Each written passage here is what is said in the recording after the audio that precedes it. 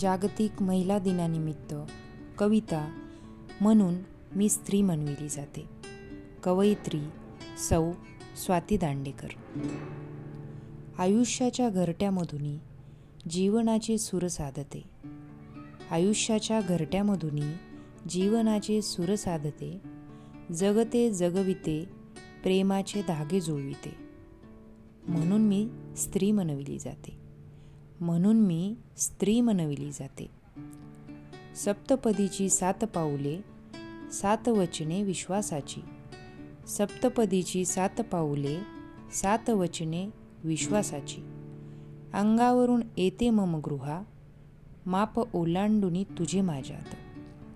सामावून घेते म्हणून मी स्त्री म्हणविली जाते. म्हणून मी स्त्री म्हणविली जाते.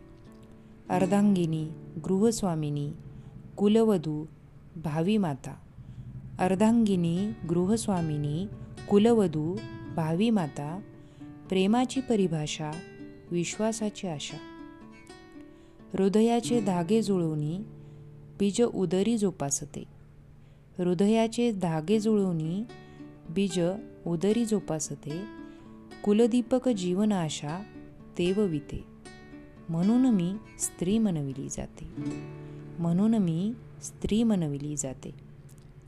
आयुष्याच्या घरट्यामधून प्रेमाचे सूर साधुनी.